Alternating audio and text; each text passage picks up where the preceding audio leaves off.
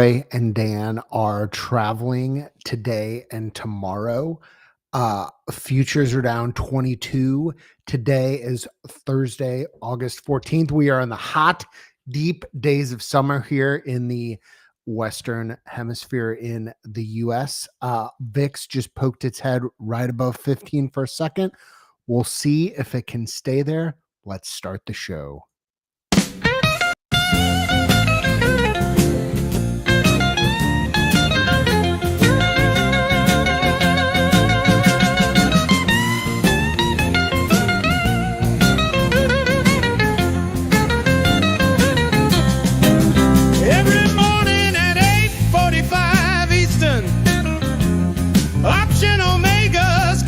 Back. Troy's dreaming big like LeBron. Matt's backtesting like a daddy Mac. Dank's 30 years got our way, trading life and markets every day. Rusty's chained to the mines, digging deep day by day. But when features, he's free to come out and play option. Omega, you're trading home, where every move makes you feel less alone.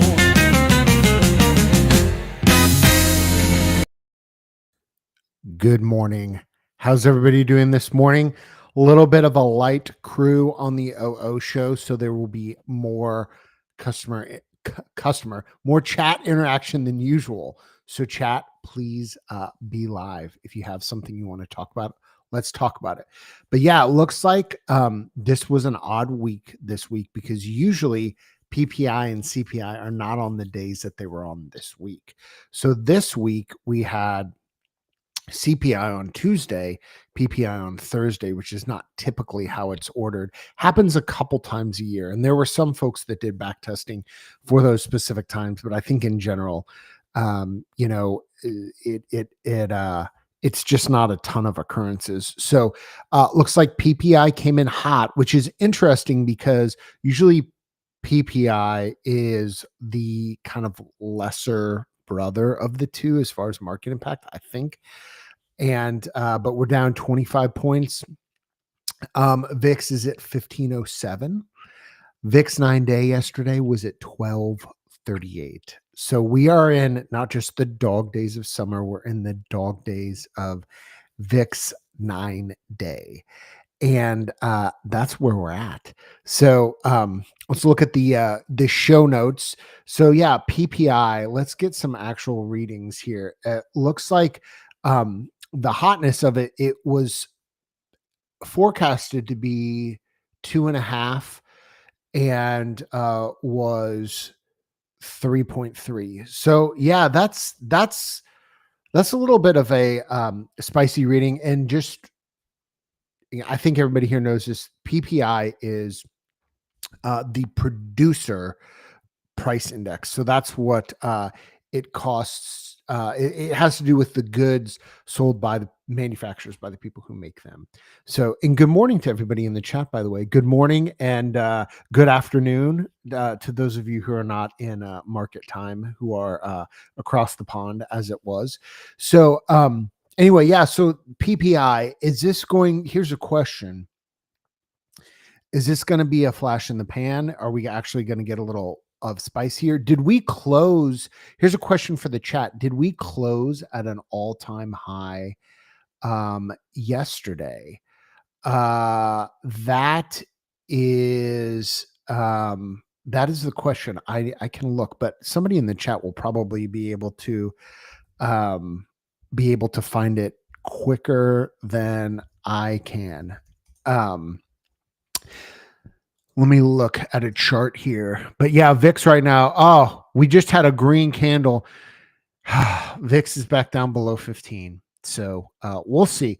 We'll see. Place your bets if you think this is going to be a little flash in the pan or anything's going to come So yeah, Stephen B commented, is Trump going to fire the PPI guy? We should have a longer conversation about the accuracy of these models and the revisions and how the models are done. And it actually unintentionally, excellent segue into point 2 on the show notes today. Are AI models the new Hollywood music? I'll talk about that in a second. Here's where I'm going with this. Anybody in the chat use Chat GPT 5? Has anybody used Chat GPT 5? Oh, I just have a special guest. Would you guys like a special guest on the show? We're gonna add somebody. Rusty. Rusty, you're coming in at the perfect time. Rusty has joined us unexpectedly. What a blessing. Okay, so Rusty, I heard a rumor that Matt was on here talking to himself, and I was worried talking about, to the chat. I was worried about your sanity, so I thought I would join the call live. So try to keep you sane. This is perfect timing because it's not often you can just get an expert like this. So here's what we talked about. First of all, we talked about the fact that futures down 20 because PPI came in actually pretty hot. Is it? I haven't checked. It is, and it was supposed to be like 2.5, and it came in at 3.3. So we got a little dipple. VIX went above 15, and now is back below 15. So we'll see. We'll see if it stays up. But here's the more exciting thing that we're going to talk about. Yeah, the chat is grateful you came on, so I'm not talking to myself. Here's the more exciting thing. We're going to talk about AI models for a second because ChatGPT 5 just came out, and I think it's fair to say, and again, chat, if anybody's used it, if we have any ChatGPT pro users, please weigh in with your thoughts on this new model. And here's where I'm going with this, and here's how it relates to the discussion. So ChatGPT 5 was supposed to be like the next big iteration, and the early reactions to it were not great. And it sounds like they already made a couple changes to it. So there's a larger meta discussion that I want to have, and this will connect back to the comment about the PPI report. But there's a larger meta discussion I want to have about where AI is now, where AI may be, the usefulness of it, and what people are thinking. I'm going to start off with a quote, and I'm going to preface this quote with some context. So this is somebody that I don't watch his stuff or follow him currently, but the reason I'm not like up to speed, but I know a couple years ago I saw a note that he told everybody, when I die, make me into AI. Like, who was this? I missed this was Scott Adams, the creator of Dilbert. Dilbert is a kind of an icon in American office culture, I would say. It might be the comic version of The Office. And so here's why this quote is on the screen. Because Scott, again, I think yesterday. He's kind of in the news for alt politics and a bunch of different stuff. The reason this quote is up here is simply this.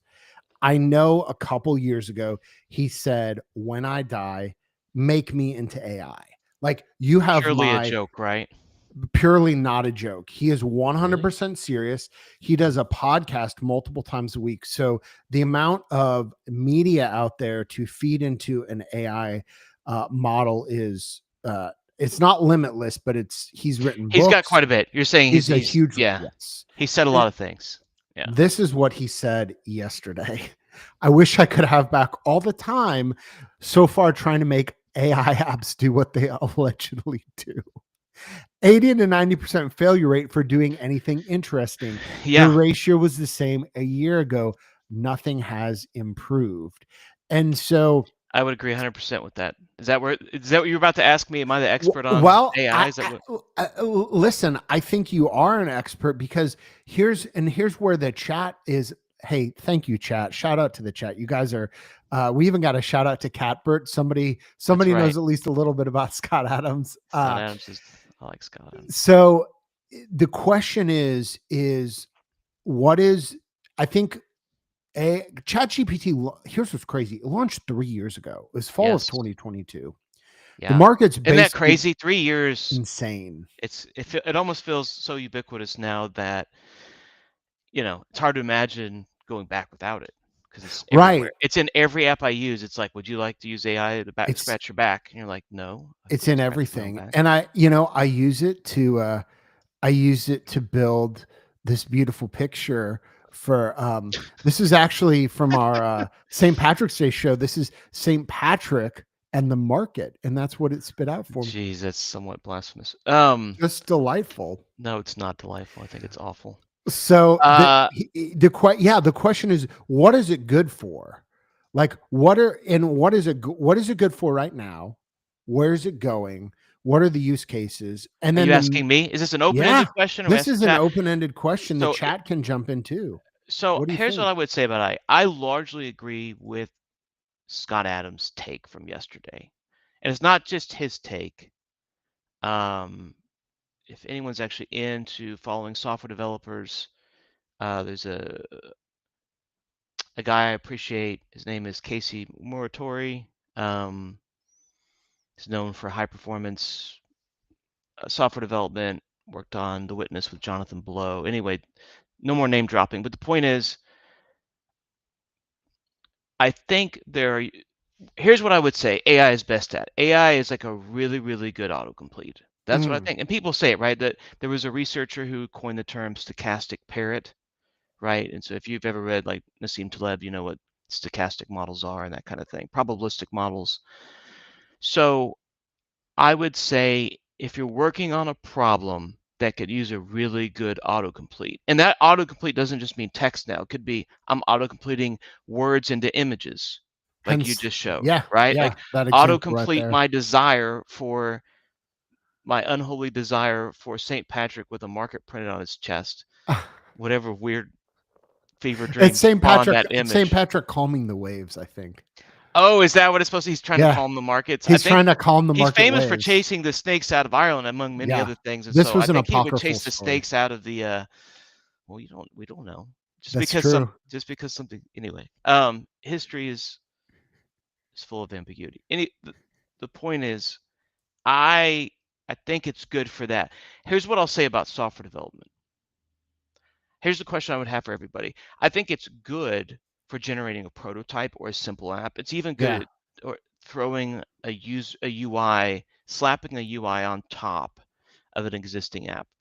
But here's a question for chat. Would you want AI generating, knowing that it's a stochastic parrot, generating the code for national security or your bank software or your healthcare ultrasound, healthcare MRI, which is right, or your automation platform? Would you want AI generating the code that's running your trades that are potentially putting on tens or hundreds of thousands of dollars of risk? That's the question you got to think about, right? Yeah. I don't use AI to generate any of the code for OO. I will say that right now. Right. So rest assured, it's all still bespokely generated. And I saw someone the other day make the joke in meme format, of course, like all jokes these days, to where code written by humans is going to be like organic food, that you have to opt into it. You know what I mean? It's like going to your local farmer's market and you're there with a bunch of people that smell like patchouli and, have lots of bracelets on, and you buy your organic food from them, which is what I do on Thursdays. But it's a choice, right? You have to go out of your way. Most food is a bunch of hydrogenated oil garbage that you're buying from big box stores that came from halfway across the world, and that's terrible for you. Yeah. And I have the feeling that code will be like that. But software is already getting bad. It's bad. It is.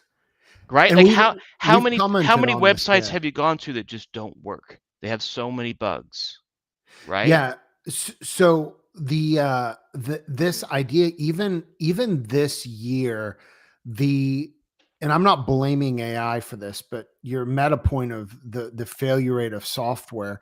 I mean, this is the most outages that the large cloud services have Yes. had ever.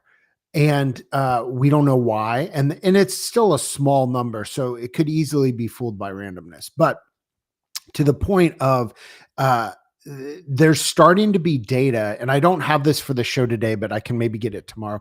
There was just a study done about the brain drain that AI is causing. The easy analogy is maps. Yeah. Well, it's And not just brain drain, it's atrophy. MIT did a study right, on this. this Go you look up might the be MIT study where they showed people using chat to write their papers, and they actually did neural imaging of the brain, right? yes, And they show that synapses and other, I don't know, I'm not a brain scientist, so shout out to anyone in the chat who's a brain yes, scientist. brain But scientists, please weigh in. please weigh in. But it showed through brain imaging that the parts of the brain used for these kinds of tasks was atrophying, right? That if you Yeah, don't use it, you'll lose it. And so the question I would ask yourselves is, do you want to become dumber, right? right. But Yeah, so Paul, someone said something in, AI yeah, air traffic controlling. I mean, I will say this to Romeo, David Romeo, I would vehemently disagree, having done software my entire life, pretty much, that it's about being tested to a certain spec. I can't tell you the number of times that code is passed every unit test. It's compiled, right? So the type checker's passed. I don't know how much, I don't want to get too much in the weeds here if people are not software developers. And then you'll still ship live security holes, right? All it takes is one person who's vibe coding the security framework for some app that then leaks everyone's credit card and social security number, et cetera, et cetera, et cetera, which we keep seeing happening over and over and over again. So I don't think QA and unit testing are enough. There's so many bugs that slip right through those. I mean, medical software, right? EMR software, electronic medical record software, of which I have some familiarity with, having worked in healthcare in the past. So many unit tests, so much QA, but if you're a terrible software developer, like you will still ship awful bugs, like really bad bug if you don't know what you're doing. And AI is simply going to autocomplete as best as it can, yeah. based And upon bad code examples usually, because most software is bad. so what's interesting is that we've, it We kind of sounds got into like, the weeds. yeah, well, it sounds like we're dooming on AI, but I am. here's the thing. There are, like, we've got, as some who said in the chat, uh, I, uh, I use it to generate some sweet JPEGs. I can't remember who said that, but I saw Right. it. That's That my was point. hilarious. It's That's pretty good for that. You can yeah, dank memes, yeah. right? And I think we can actually can we display the, oh, wow, look at that. We could display the chat on the screen. Live It chat. Let's do it. live chat. It's like a Twitch Uh, stream. it has there we go. I use it to generate some sweet JPEGs from JW. Yeah, like I've got it on the screen right now. So the interesting question is, I was talking to somebody who used AI. They weren't programming, they were setting up a new inventory system. And Mm. they could have done this with Excel, and it was essentially a part matrix. And it was a pretty involved model with probably maybe millions, definitely hundreds of thousands of lines. And to your point about, that was an autocomplete. I mean, it was an Yeah, autocomplete system that they were for building, sure. and it was excellent at that. Yeah. But they could have done the same thing in Excel. It would have taken a lot longer. That's what so it's gonna be there are a lot of good applications of it, right? So I The use it visual as a stuff, yeah. replacement for Google, for example. If I need to Yes. search for something, um, there are a number of AI models that I go, instead of just going straight to Google, I will go in them and I will ask them specific questions. And so now, instead of just typing out a terse phrase like you would, you type something out in English language, like I'm trying to do X, Right. recommend some choices for X, because that's Yeah. how these LLMs have been trained to that's part of their agentic training and everything else. And so the point is that if you want some tasks to be completed that could be largely auto-completed that you can trust, it's great for that. Or if you want like 10 different examples of, I don't know, a distributed locking pattern in software, it can help with that, right? It can help generate some ideas for you. I would not want it to do any mission critical work. Right. And personally. that's where the question, are AI models the new Hollywood/music? I wasn't Yeah, what does that specifically, mean, Hollywood yeah. music? Well, I wasn't specifically talking about them replacing elements of Hollywood and music, although those are un- unfortunately, people view artists as these wells of creativity. The reason why AI has had such a big impact in visual and audio artistic media is because of the pattern recognition, resynthesization, and reproduction. So they take these patterns, a standard pop song in the English, in a modern Western music, a European rock band or American pop band is going to use, most of the songs use 4, perhaps 5 chords. It's pretty easy to resynthesize those into new and interesting patterns based on what's been successful in the past. But is that creativity or is that reproduction? And that's where some of the videos, I wish I had it. If somebody in the chat can post it too, somebody made a hilarious video that I literally watched like 10 times in a row and couldn't stop laughing. It was, do you not have option omega? Do you not T-rest the back test? And it was a video and they had done audio on it. It was hilarious. It was using AI, but the visual quality of it looks like a movie. I think some industries, which are very niche, but like the VFX industry, if you're working in that industry in Hollywood, I'd be nervous because these models, again, you're essentially doing an autocomplete of a truck explosion or whatever. It's just going to be interesting to see. So final point number 3, we don't know where the market's going. I just wanted to give a shout out. I don't know if I should have put it on here, but I was browsing the YouTubes and looking at what YouTube videos people are watching, because we're trying to get more people to watch, like, and subscribe. And it was a guy who, the headline was, I turned like $12 into $3,000. And the whole point of the video was he called them ghetto spreads, but all he was doing was legging into free debit trades. Yeah. So he was buying a call on a stock he thought would go up, and then he would sell a higher call for the same amount of premium, have a free trade. And one of the top comments was something to the effect of, it's pretty easy in hindsight to look like a genius if you know if a stock is going up or down. So that is what leads us into our third thing, is we don't know where the market's going. If we did, pretty sure with our options knowledge, we would be having this show from our yacht, right? If we knew exactly where the market that's right. was going. Anyone who says they know where it's going, like, right, deterministically, is full of it, right? So they could say probabilistically, but not yeah. Let's look at this Wednesday 1-2 DC, and this is wait, did we ever land? Wait, hold on a second. Did we ever Yeah. land the plane on like the is it the new Hollywood? I like to talk about that for a second. Like, okay. So, well, here's what I was really thinking of. Here was the actual context of the question. Okay. Wasn't even exactly, is it going to replace Hollywood and music? It's people are treating these model releases like a big album or movie coming out. Well, I think it's also slowing. Like, I would compare it more to like iPhone releases. Yeah. So let's talk about that for a second. So yes. If you guys remember, right, iPhone releases used to be a bigger deal. People would line up at these Apple stores. You would see, the camera crews would be cutting to them. Times Square. And they would be around a corner, right? People would camp out overnight for the latest iPhone. I hope people aren't doing that anymore. But it used to be that there were pretty incredible features, useful things being released, like this phone is now completely waterproof. I mean, a lot of people drop their phones in their toilet, right, or whatever.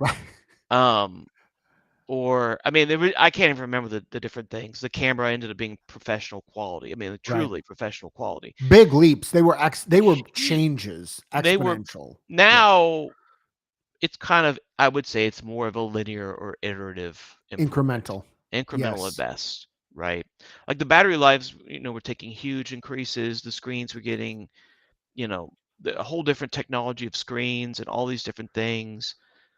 And I kind of feel like, so people keep saying AI is getting better exponentially.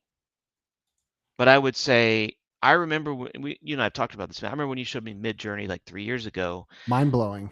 It's Yeah. better than what it was 3 years ago. I wouldn't say it's No. exponentially better than that. It blew my mind then, and it continues to get better, but I'm not sure. I think it's a incremental better. Yeah. Right? And I could be wrong. The next massive improvement could be around the corner. I don't know. I'm not Nostradamus.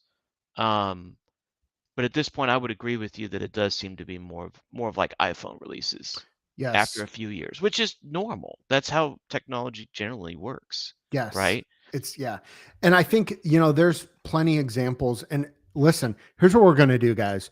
We're going to have AI. We're going to continue this discussion tomorrow about AI because this is a super interesting conversation. We have a couple comments about how people are using AI. Which is, like that example right there makes all the sense, right? Exactly. Because it is a pretty well-known problem to solve. Like a Monte Yes. Carlo simulation is pretty well known. Yes. There's a pretty standard formula for that, or for other types of walk forward analysis, other kinds of things. Yeah.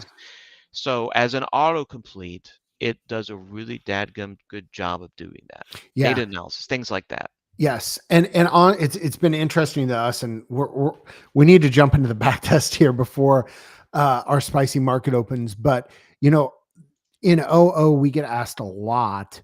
And shout out to long-term OO subs who want certain metrics in the back tester. And that has, I think that has changed because a lot of people are just building their own AI driven tools, custom spreadsheets to spit out iterations on detailed calculations that would be that's a good use case to do that.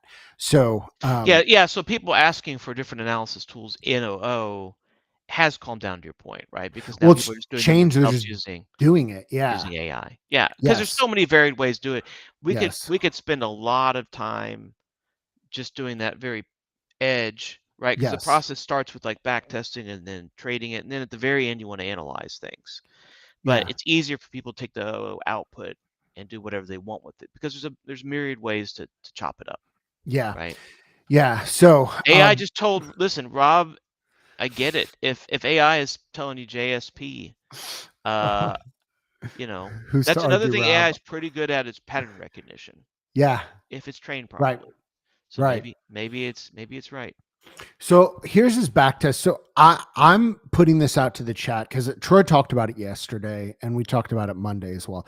Putting out to the chat for some feedback. And here's what it is. This is, I'll just give the 30-second explanation. This is a 1-2 DC. So it's a horizontal spread on Wednesday mornings and hold it until late in the day on Thursday.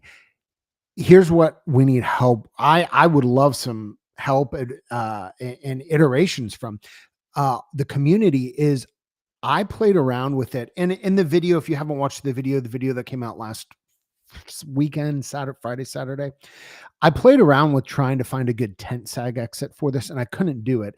And it's a fairly low delta, 2015 delta. There's a couple different ways to do a 10 sag exit, a short long, maybe a change in VIX or VIX 9 day. Had trouble finding a good one. So challenge to the chat. If anybody has any good tent sags, DM them to me or post them and we'll talk about them tomorrow. But the thing I wanted to talk about today is just more of a structural thing on this. This minute 9:37 may look like it's fitted. It's actually anti-fitted. And to the point, if you change this to, we'll run it at 9:35, and then I'll just run a couple different ones while I'm talking. This strategy is basically the same. And there's actually, I did this after I made the video just to check it. There's actually better minutes than 9:37. And that's kind of the point. this idea that if you have a back test that is dependent on the minute, or even, some people have asked about, like, I need it to enter this second. I want a bot to enter at 30 seconds or 45 seconds. I'm just running a couple minutes here to give us a little bit of a library to talk about. If this strategy only works at a certain minute, then I think it has a case of a magic minute disease. If you have a strategy right. that you can back test in over 10 minutes, MMD, magic yeah, minute disease, is well yeah, known. yeah, well known. Easy to diagnose. Go plus or minus a minute, and if it dies, it's MMD, right? Right. So, okay. So this is recently. So this is at 9:35. It's got a 60% win rate, 10.9% capture rate, MAR 5. If we go to, this is the worst one at 9:33. I think it caught a big loser at 9:33. It's still directionally, it won a little bit less, 54% of the time, 7.3% capture rate. At 9:32 though, it's got the highest PCR of all, 11.7 capture rate. Which And is a return on capital since it's a debit trade, right? yes. So this is a debit trade. So here's the point though. If you look at these minutes, and we can run a few more, 9:38, 9:36, we can run them. But the point is that these minutes here are not making the strategy. The point is, if you do this DC, but early in the couple minutes after the market opens, the back test over the last 3 years has shown relative consistency. Again, 60% win rate, 8.5% capture rate, 3.7 MAR, all in the neighborhood of what the previous ones are. Obviously, some of them are better than others.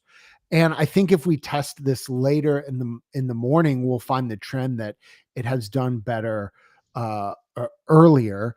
And again, see, here's this win rate's right about the same, capture rate, and these things, I imagine, though, there's 150 trades. Why are there 150 trades? We've done it for 3 years.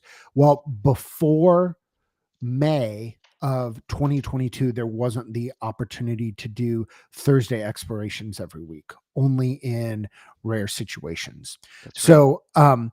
So challenge to the chat is there a short long or VIX or VIX 9-day or something to deal with the tent sag? Another way to deal with the tent sag, which I didn't try, increase the deltas.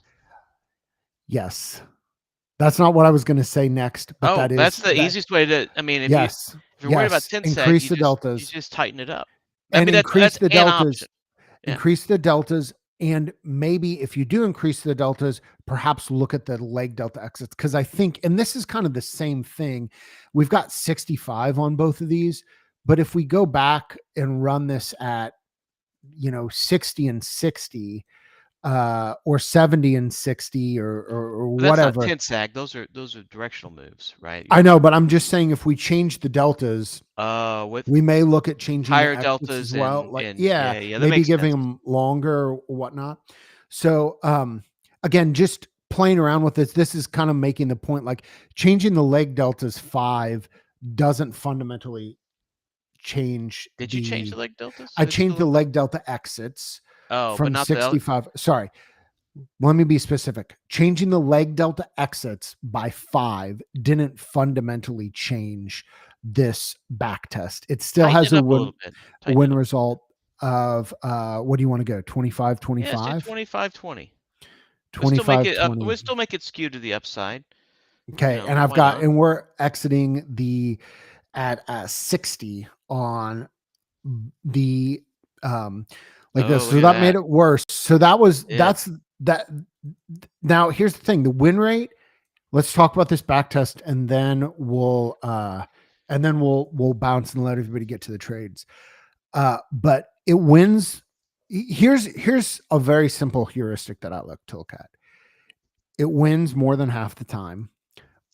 what's the relationship between winners and losers, and then also keep in mind what is your potential max risk in something that isn't in the backtest. And that's a much longer discussion on DCs. We've had it many times. We're not going to have it today. The comment about visual graphics on the screen to visualize a 10 seg. We just did that. If you watch the show yesterday, you will see a modeling. So we just have a couple minutes, so we're not going to cram that in today, but we can maybe do modeling tomorrow. So this is the challenge for the chat. We already have some suggestions. Ryan has some short, long exits. So we will play around with that tomorrow. If anybody has any ideas for exits, save some back tests. And you know what we should do tomorrow? What's that? So I hear a rumor that OO released this intraday VIX movement. Okay. Okay. What if we did a float? I'm just going to throw this out there. I have no idea. I've not done it. This is just, I know where you're going. Out of a hat. I know. But what if we did a floating entry, right? Okay. So like 9:38, 9:35 magic minute. Get rid of the magic minute. Just do like a 9:35 to 10:30. So, morning entry to where you're doing like either VIX up or VIX down. Is it better to sell buy a short-term double calendar when volatilities go ramping? Right? Which usually, if it's happening, usually short-term volatility is going up faster, right? VIX 9-day generally moves faster than VIX. And so the question I would have is it better to be doing that when vol is going up or down? And you could test this pretty easily with and just look at things like the capture rate and some other things, because you're going to get fewer trades, right? Because there'll be times it just doesn't enter. I'd be super curious about that. Yeah. And so for the people talking about 10 seg, we have like 30 videos talking about 10 seg and DC exits. We'll continue to make more of them. But as Sujeku said, if you watch yesterday, so Rob, Charles, Michael, there is visual, and I agree with you, Charles. It's helpful to have a visual explanation, but for the other folks asking about it, yesterday is one of the many videos we have where we talk about DCs and kind of horizontal spreads in general. But the basic thing is this with the time spread, right? Horizontal spread, calendar, whatever you want to call it. Your goal is you're selling shorts, right? So you want, in an ideal situation, your shorts would go to 0 and your longs would increase in value, which doesn't generally happen. But that would be the ideal scenario, right? Because you have longs and shorts. You would love your long positions to go up and your short positions to go to 0. But what is a tit sag? It simply means that your shorts have basically been squeezed. Like there's nothing left in them, which is great. Like all the juice is gone. But now your longs are losing so much value that the trade is underwater. So let's say you paid $10 for this originally because it's a debit trade. Yes. If there's nothing left in the shorts and now your combined longs are worth $9, the trade's upside down. The 10 is starting to sag, right? That's what we mean. Like you're in the middle there. Let's say you have a wide DC and the longs have gotten crushed, right? That's what that means. And so we will keep talking about this, and we actually have more stuff coming out probably soon, a video actually on diagonals. So not calendars, but inside or outside? Both. Oh. And it's going to be mostly visual modeling. So Charles, to your comment, mostly visual modeling in this video. That should be out. I'll have an update tomorrow when that'll be out. So guys, thank you so much for this is maybe the liveliest chat we've had. Thanks guys. Shout out to you. People are trying to help you out, man. They're throwing you a bone since I know our good friends Dan and Rusty came on mid stream, saved the show. It's I don't know if I offered anything other than an old man shaking his fist at AI. No, it's been great, guys. We'll